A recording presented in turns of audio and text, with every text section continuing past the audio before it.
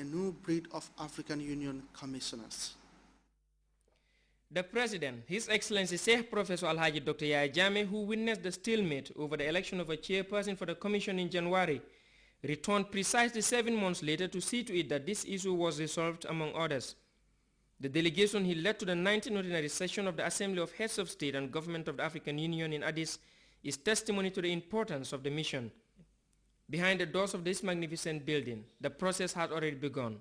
It pitted the incumbent Zam Ping against South Africa's Home Affairs Minister, Nkosazana Dlamini Zuma. After 3 rounds of voting, the former wife of Jacob Zuma was pronounced winner. She won by 37 votes, giving her the 2/3 majority needed. I would like to end my statement with a favorite quote from one of William Shakespeare's play, As You Like It. I quote, "All the world's a stage, and all the men and women merely players. They have their exits and their entrances, and one man in his time played many parts. I have played my part, and I now take my bow." I thank you.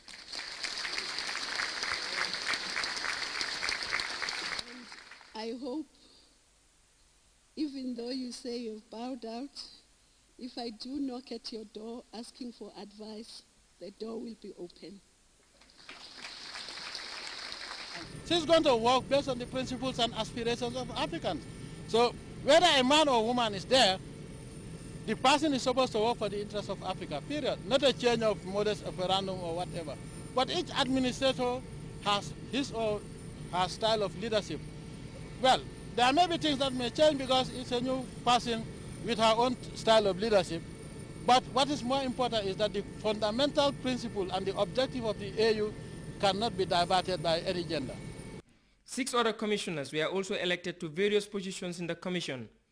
This in itself made the summit a success, for it was only at the opening session that the President of the African Union, Benin Yaya Boni, told leaders that the political maturity of member states is being put to the test and that they cannot fail in the face of this scrutiny. It will have been degrading for the continental body that will soon celebrate 50 years of existence since its founding in 1963 and 10 years under the name of the African Union. From the exterior of the hall, photographs of our founding fathers are proudly displayed in black and white as a tribute, and from the inside, the voices of unity resonate yet more loudly. From the newly elected presidents of Senegal and Egypt, to the Prime Minister of the Kingdom of Lesotho, the Secretary General of the Arab League, to the representative of the Palestinian Authority, these were voices of meaning, sustained by the vision that led to the creation of this African institution.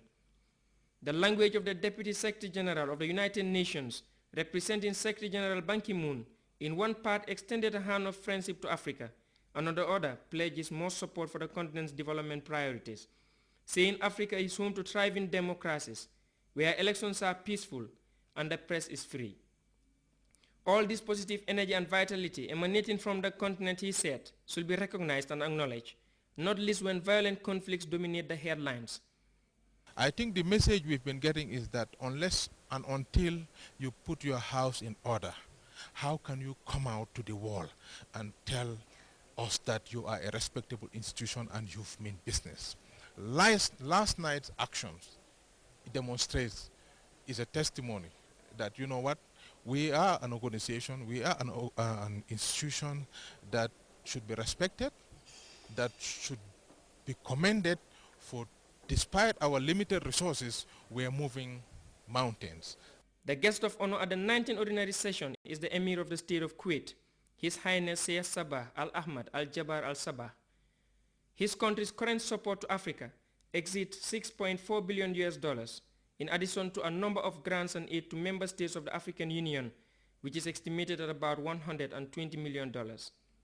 In his address, the Emir pledges additional support to Africa, telling leaders at the summit that the theme, boosting intra-African trade, represents a major economic force that will influence a change in the way the world deals with Africa. We can only succeed in lifting our people out of poverty if we increase trade among ourselves. I mean, if all the trade flows towards the Western world, for instance, and not among ourselves, then we will not maximize on the gains of trade. An agreement was later signed on the establishment of a joint commission for cooperation between the state of Kuwait and the government of the Gambia. The program, presided over by President Jammeh and His Highness Sheikh Sabah Al-Ahmad Al-Jabbar Al-Sabah, signals the start of a new relations between the two states at the bilateral level. The relationship between Gambia and Kuwait have always been very strong and excellent, and this current signing also is only further strengthening the relationship between Gambia and Kuwait. But we have very excellent relations, and it's not only for the Gambia, but the Kuwaiti Fund has changed a lot of lives of millions of Gambia Africans, especially with regards to rural development, infrastructure development. A lot of Africans today have better living conditions thanks to Kuwait. Another agreement had also been signed between the governments of the Gambia and Australia. That too, signed by the foreign ministers of the two countries, covers the areas of agriculture, education and capacity building. We've had diplomatic relations with Australia for a long time. We are part of the Commonwealth countries, Commonwealth a member state, but we have not actually documented anything major. We've been having scholarships from them, but now what we are saying is we have to deepen the relationship. As you are aware, recently Australia injected almost 50 million Australian dollars to Africa, and Gambia is a major beneficiary. Out of that 50 million Australian dollars, my understanding is that 28 million of that is coming to Gambia and is going to the agricultural sector. A similar one dealing with trade, water management, agriculture, energy and private sector involvement had been agreed upon by officials of the Gambia and Portugal. The Gambian leader left at this early Tuesday morning for Banjul, but with a transit to Niamey, the capital of Niger, received and treated with courtesy and decorated befittingly according to the traditions of the people of this part of Africa. He later boarded his aircraft to Banjul, ending what has generally been a fruitful mission. Abdinjai, GRTS. A two-day consultative workshop on implementation plans of the National Information and Communication Infrastructure Policy is underway. The policy outlines government's communication and information programs and projects, which seeks to mainstream ICTs in all sectors of the economy.